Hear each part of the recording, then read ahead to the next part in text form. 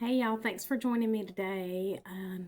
I hope everybody had a great weekend. It is Monday, but that doesn't mean it has to be a bad day. We can have a really great week if we choose to. It's all about choices. So today I'm just going to get right into the scripture like every day. And remember the written devotion, it has scripture references and a prayer and just different things that aren't in the video, and I put the link to that in the description if you'd like to check it out. I also put my Facebook page link in there. I post a lot of things on Facebook. There's just a lot of stuff in there you might find encouraging, but the links in there you can follow as well. Matthew chapter 18, verses 12 through 14. And I know we have heard this one to death, but I'm going to give it to you the way the Lord gave it to me, and I pray and hope it helps someone. Even if it just helps one person, that's all that matters. Okay? Matthew chapter 18, verse 12 through 14. What do you think? If a man has 100 sheep and one of them goes astray, does he not leave the 99 and go to the mountains to seek the one that is straying? And if he should find it, assuredly I say to you, he rejoices more over that sheep than over the 99 that didn't go astray. Even so, it is not the will of your Father who is in heaven that one of these little ones should perish. And I love that scripture because it's so beautiful. And to me, I think about all the people in the world. There are literally billions of people in the world. And if every single one of those people was on their way to heaven, and you were the only one who wasn't, he would come after you. And we think a lot of times about, people who are when we say people in deep, dark places, we think about the drug addict and the prostitute and the alcoholic. And we just get this picture in our mind of what we view as the worst. But, sometimes people can walk around and be dressed well. They can have a great family. They can come from a great family. They can have an amazing job. Their finances can seem completely secure, but inside they can still feel like they're dying.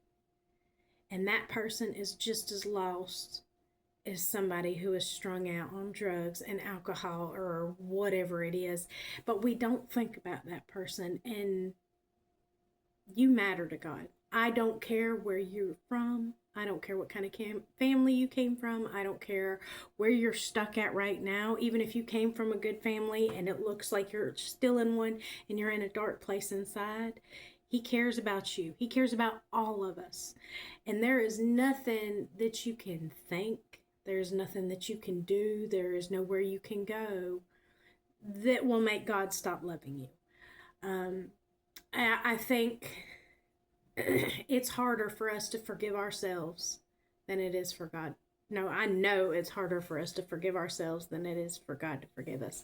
Because all we have to do is ask him. And there it is.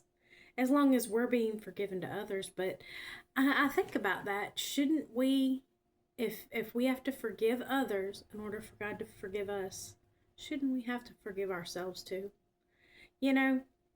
I think about all the things I did when I was younger, when I was a teenager, or when I was in my early 20s, and I did a lot of things that I'm not proud of. And every once in a while, the devil will bring up like little snippets of things I've done in my mind.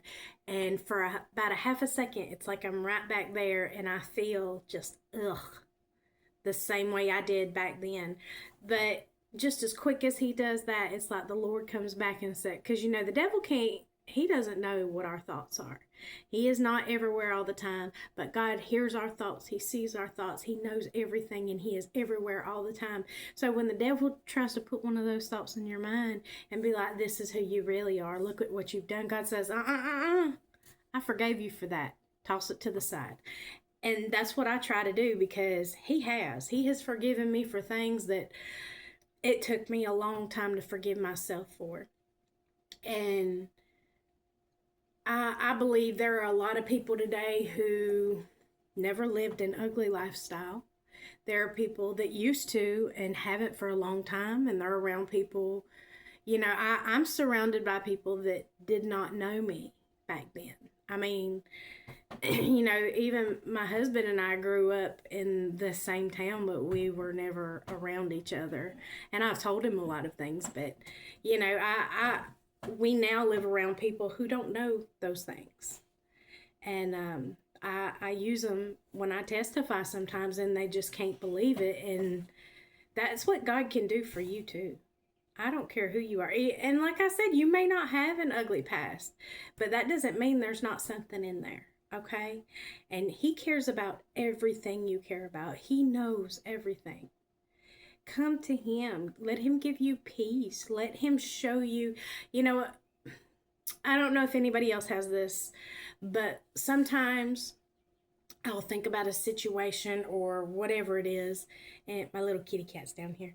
But I'll be thinking about something, and it's not jiving right in my head. I don't like it. It's a little messy. But as soon as I say it out loud, it makes sense. Or as soon as I write it down in a prayer to God, or as soon as I start communicating with God in any way about whatever it is, it's like it goes from this big jumbled up mess to just like this right here.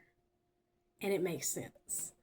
And He helps you see clearly. And that, honestly, that's it in a nutshell, because we go through this life and we see things on the internet, we see things on TV, we hear people talking, we have our own thoughts, and then we're bombarded with other people's opinions, and it's just a jumbled up mess. And then we come to a situation, and if we just take a few minutes and present it before God, even our messed up thoughts, just present them before God, and He's like, hey, here they are. And it makes sense. So He loves you. He cares about you. He just wants you to come home to Him. We spend our whole lives looking for something to fill a void that we don't realize it's a void. We don't realize we're trying to take things from the world and put it in there. We even do it with hobbies. I mean, now I have hobbies. I have old lady hobbies. I like puzzles. I like crochet. I like to read. I like all that kind of stuff. But if I'm not careful, I will allow those things that I like doing to consume the time that should be given to God. It's not wrong to have hobbies. It's not wrong to have things you like to do, but before I came into a close relationship with God, I'd always study different topics. Like, I wanted to know, I'd have a thought about something. Maybe it was a country, maybe it was a language, maybe it was a craft or some kind of activity. And I would say, okay, I want to know everything there is to know about that. And then I would just figure it all out and lose interest. And that's because I'm made to teach. I'm made to learn and teach. And I didn't know that at the time.